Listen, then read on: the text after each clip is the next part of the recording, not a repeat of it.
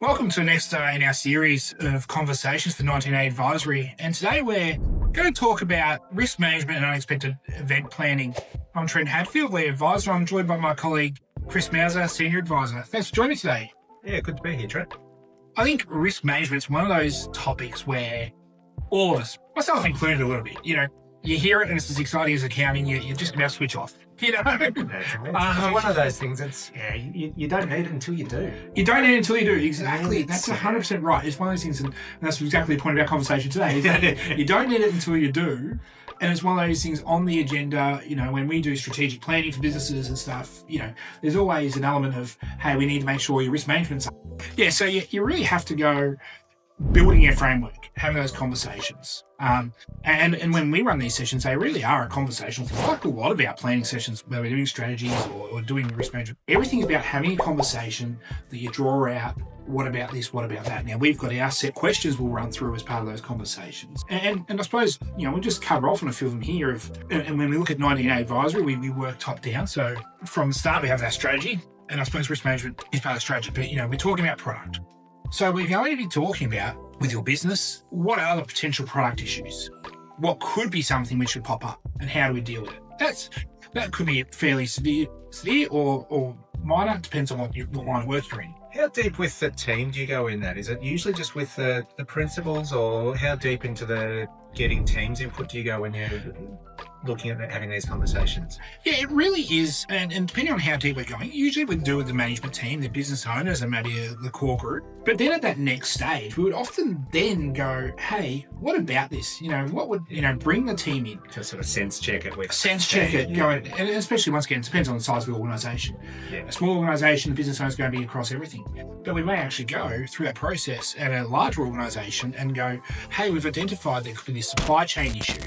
Well, we actually need to talk to whoever's responsible for the supply chain. What do you think about it? So that's a big one as a team there. So you've got those likes of the product, and then people's a big one. And people's probably a biggest risk in any business. Yes. And it may not be, there's the classic, what happens if a core person in the team gets hit by the proverbial bus? But then there are these other things. What if you have a little bit of a controversy? The classic AFL or whatever, the affairs, the something which becomes a reputational issue. Yes. And reputation for a lot of businesses is a pretty big thing. Yeah, absolutely. So how do we deal with those sorts of things and planning out for that? And part of that process too is having the likes of a calling tree. So knowing, and this, I don't know if you've experienced it before, but going, if an event happens which is on that more severe thing, who tells who? Yeah. Who do we have to get, who filters the news throughout within your organisation? Yeah. Who filters the news out outside your organisation to your customers or your suppliers if there's something which may be more of a public thing? Yeah, that external spokesperson it can be quite key, because it may not necessarily be the most senior person. They may not be the most comfortable, the most knowledgeable about that particular thing. Yeah, well, you've got to plan for it, because it may be the most senior person that's the cause of this plan is the one that's caught up in the controversy, or whatever it is. Yes. And another one on that controversy is really going, okay, and on our calling tree and understand communication is, who do we need to bring in externally straight away? Yeah. Is it like of us, as your advisors, because we can maybe give you that sort of strategic advisory? Do you need a more formal PR agency? And the big one too is a law firm. How early do we get your lawyer on the phone? Yes.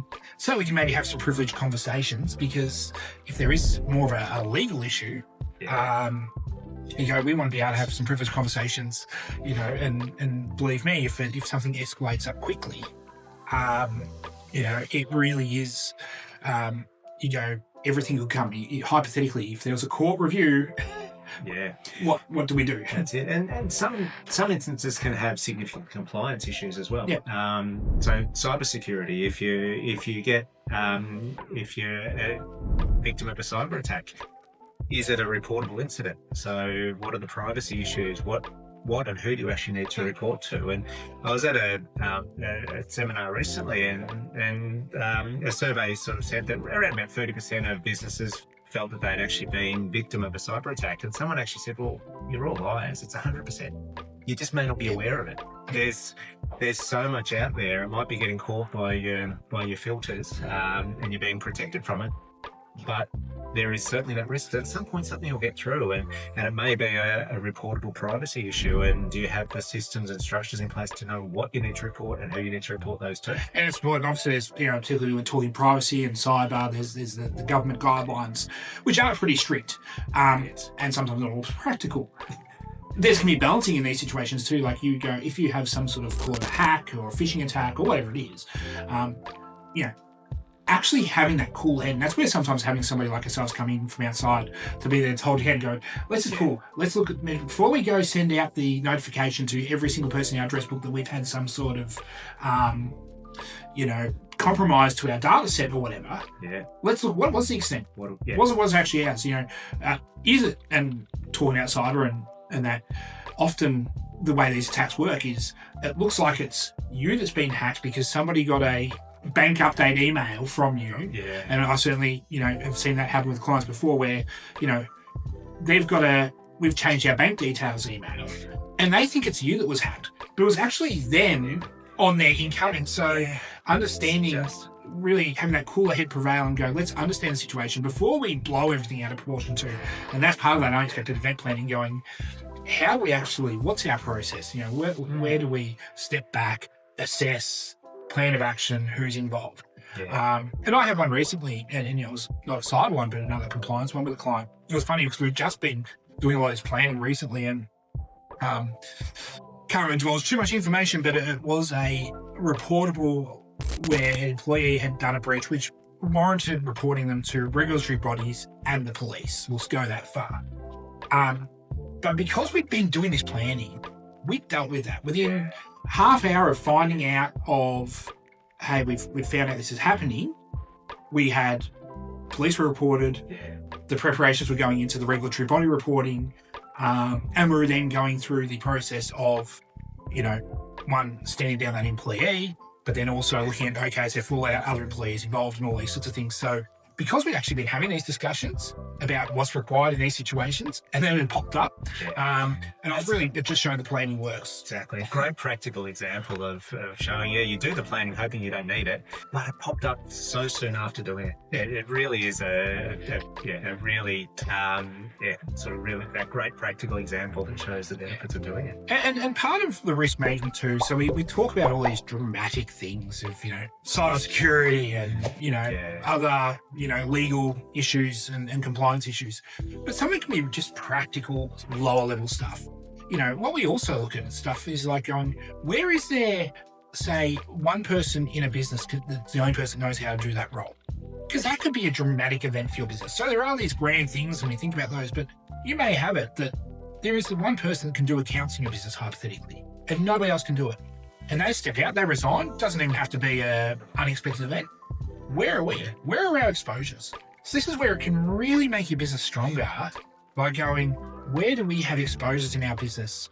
As far as that goes, is there something that if we lost that key person, our business is going to be really in a bit of trouble for a period. And your premises, how tight are your leases and your options on your leases? If you've got so much infrastructure built in a particular premises, I think you had a client that had an issue with not having a lease renewed. Yeah, we had that recently, probably a couple of years ago now, and I had a client, they'd been in one factory setting for, I think it was around 20 years. They were leasing it. It came on the market. They wanted to buy the property. They got outbid at auction. And unfortunately, that meant they had to move, and just because of tight timing, they had to move across two separate locations because they couldn't find a suitable alternative location and these sorts of things. And unfortunately, in that case, that stacked on with a couple other things going wrong, and that client did end up in a liquidation standpoint, just from two or three things all going wrong at the same time. So, could have some better planning. And if it was that one thing, they probably would have been fine. But just that one thing stacked with the, some economic changes and other bits and pieces, was unfortunately enough to tip a business which has been going for 30 odd years over the edge. But being really trying to be in front as much as you can. As much as you can, without being too too try and predict and too rigid on your plans. Always got to be flexible. Yes. So, And trying to pick those. it's really with a risk matrix, testing some of these things out too. If you've got core people in your business and they how reliant on you are, everybody should go away for 2 weeks at a time each year, because when somebody's away, that's when you find out where their risk exposures are. That's when you go, oh, we're reliant on that person.